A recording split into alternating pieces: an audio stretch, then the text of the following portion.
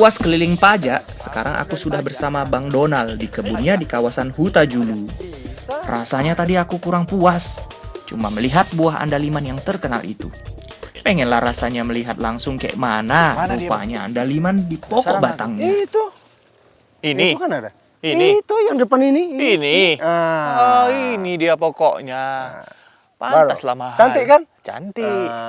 Ayo kita ke sana. Mana? Sana kita. Bolehnya nih petik. Udah bisa petik? Oh, bisa. Bisa Tapi kali, lihat Bun, dulu. Ah. Dia harus yang udah jadi bulat-bulat seperti ini, baru dia bisa Ini bisa. diputik. Rupanya kayak gini ya batang andaliman. Mirip batang boneka Rosella aku rasa. Tapi tengoklah, banyak kali durinya. Kayak jebakan Batman lah. Buah andaliman tumbuh di sepanjang batang dan ukurannya kecil-kecil, kayak merica. Wajarnya kalau ini disebut lada Batak, kecil-kecil sadis juga rasanya.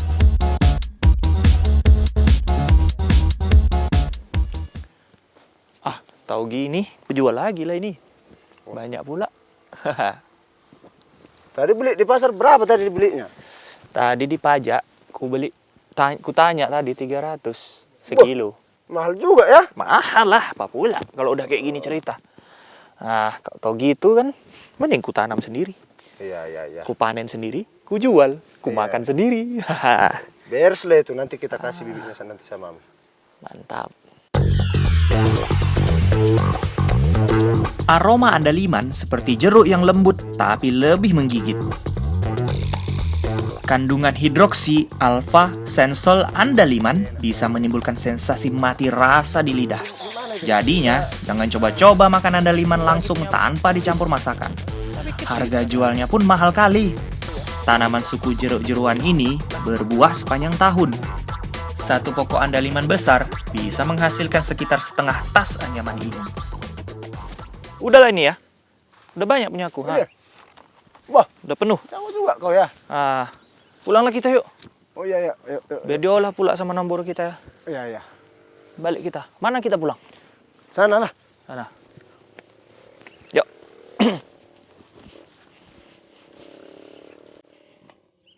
Aku diajak Bang Ronald berkeliling desa Jongginihua di salah satu sudut danau terluas di Asia Tenggara ini. Cantik kali pemandangan sekitar sini. Di sini kami mencari bahan masakan untuk diolah dengan andaliman yang sudah kucari tadi. Oh, Pung. Oh, itu. Lobster. Apa aja di sini yang bisa ditangkap, Bu? Pung. Apa yang bisa ditangkap di sini? Pakai ini. Pakai ini. Lobster aja, apa ikan juga bisa. Sudah ada opung manurung rupanya. Nelayan berusia 70 tahun ini sudah sejak lama menjadi pencari lobster air tawar di Gimana lagi kampungnya. nih?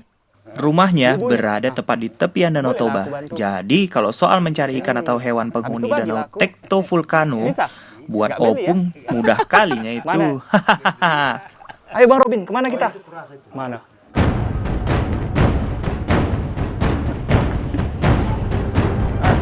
Opung menggunakan bubu yang terbuat dari rangkaian besi dan jaring berbentuk balok bulat. Ada isinya. Setiap 2 hari sekali, Opung akan mencari mengecek hasil tangkapannya. Dikit.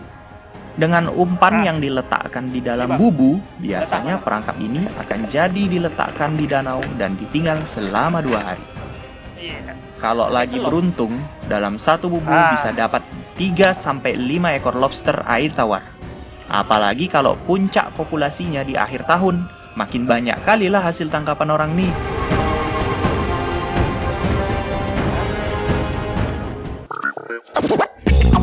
Aku menuju kawasan air terjun Tongguran yang ada di Taman Eden 100 Huta Julu.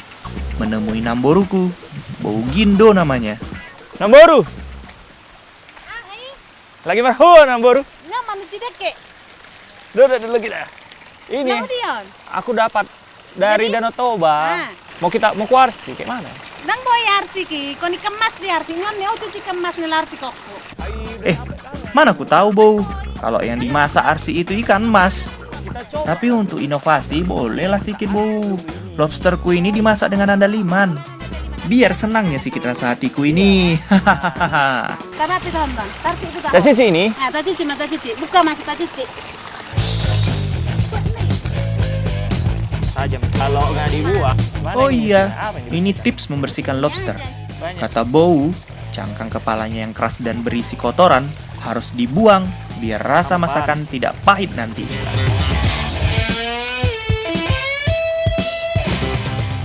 Aduh, selesai kita. Namboru. Itu mulak, mulak. Mau kemana kita? Ngabe bumbu. Bumbu. Mak. Ah. Ai jabu lem si Donald sama Ah. setengah api. Ah.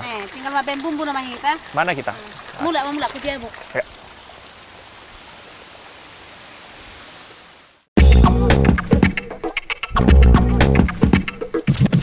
Bagi yang merasa orang Batak, terutama Batak Toba pasti tahulah dengan arsi.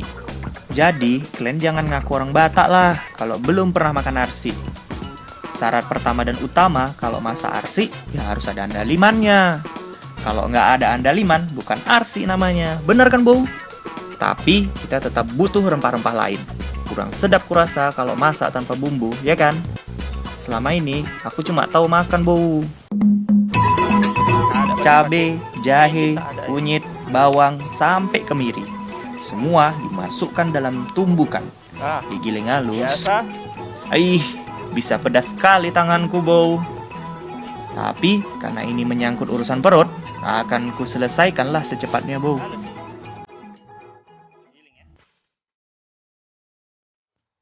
Selain bumbu yang diulek, sebagian lain juga cukup diiris. Kayak lengkuas, bawang batak, dan juga kecombrang. Kata Bow Gindo, biasanya bumbu halus itu bertujuan untuk memberikan rasa dan membumbui ikan dan lobsternya. Nah, kalau bumbu yang diiris itu gunanya untuk kasih aroma yang lebih kuat, serta yang mempercantik tampilan masakannya. Bu, Oh. tengok dulu sedikit ini. Oh, ngabe asai be halus be halus. Halus ya? Mau be. Ah. Pukul honna. Pukul ya. Ah. Nama aja pukul honna. Itu dipukul di pipi.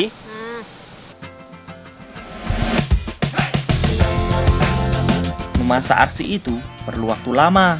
Untuk menghindari agar ikan dan udang yang dimasak tidak gosong, maka perlu teknik menyusun bumbu dan bahan di dalam kuali. Barunya aku tahu, Bow, masak arsi pun harus disusun rapi-rapi kayak gini. Mulai dari serai di bagian bawah, irisan lengkuas, asam, baru ikan dan lobster.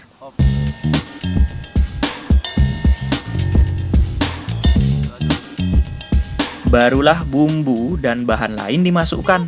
Jangan lupa andalimannya, Lai. Biar makin sadap. Tengoklah, Lai, banyak kali bahan dan bumbu untuk membuat arsi.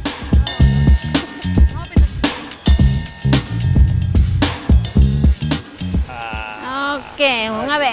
Lopa mani husal lopa. Udah? Eh. Bisa ku angkat. Mama lemah hulai mana saya lopa leman. Bang Ronald. Arsi ikan mas merupakan sajian kuliner khas Batak sehari-hari. Khusus arsi ikan mas merupakan bagian dari jamuan khusus pada beberapa acara adat Batak. Makanan tradisional ini dijadikan sajian untuk melepas anak perempuan Batak yang akan menikah. Istilahnya, sajian terakhir dari orang tua sebelum anak perempuan melepas masa lajang. Dibutuhkan waktu sekitar 2 jam untuk membuat kuah arsi mengering dan ikan serta udang masak. Api yang digunakan nggak boleh terlalu besar agar kuah arsi nggak cepat kering dan daging ikan bisa masak sempurna. Masak arsi berasal dari kata marsi dalam bahasa Batak yang berarti kering. Jadi masak arsi artinya memasak bahan makanan hingga kuahnya mengering. Makanya masak arsi pasti lama.